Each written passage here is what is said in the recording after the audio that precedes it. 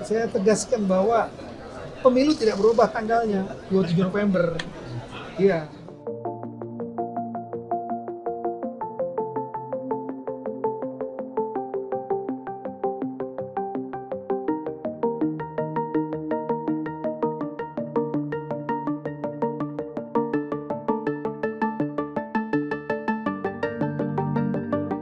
Betul. Tadinya karena adanya tadi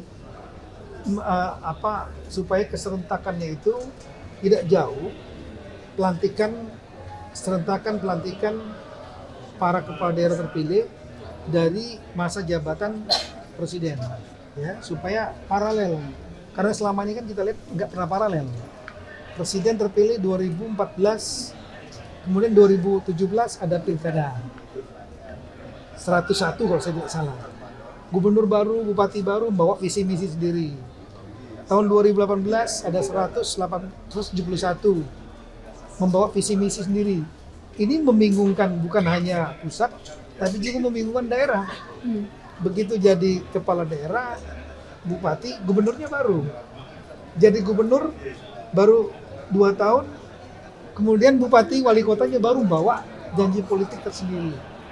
Nah, itulah akhirnya timbul pemikiran dari pembuat undang-undang 2016 itu adanya pilkada serentak, sehingga perlu ada keserentakan juga nggak jauh antara presiden dengan kepala daerah.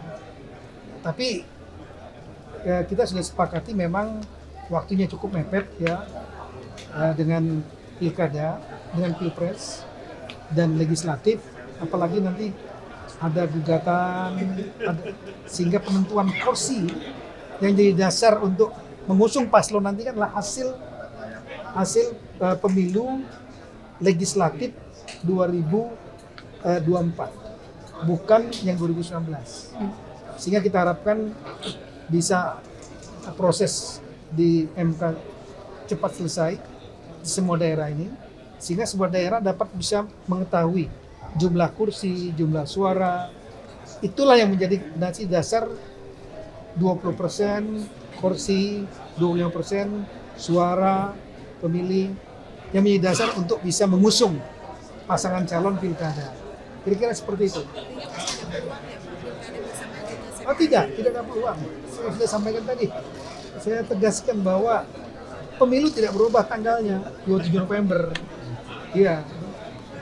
Cuma ada beberapa memang pendapat untuk ada bicara masalah satu hal saja, yaitu keserentakan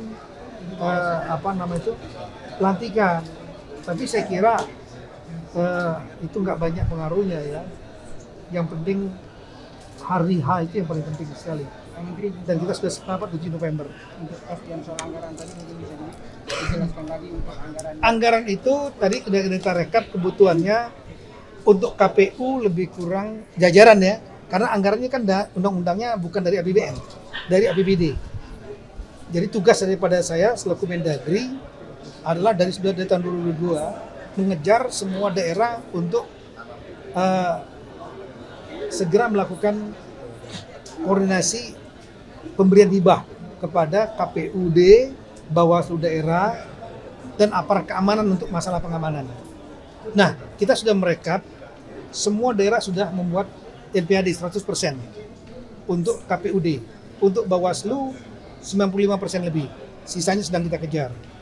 Kemudian total usulan semua ya itu lebih kurang 20 triliun lebih untuk jajaran KPUD.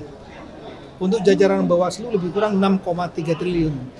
Jadi totalnya lebih kurang hampir 27 triliun rupiah dari gabungan seluruh daerah untuk KPUD Bawaslu.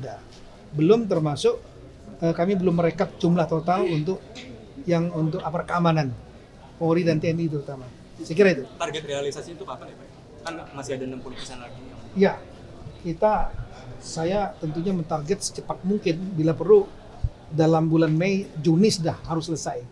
Juni sudah harus selesai.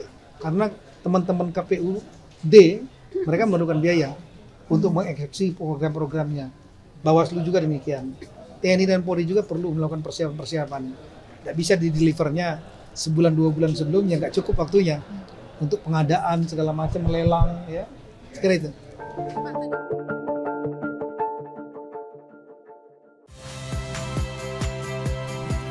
Saya Harjuno Pramendito. Saksikan program-program Kompas TV melalui siaran digital, pay TV, dan media streaming lainnya. Kompas TV, independen, terpercaya.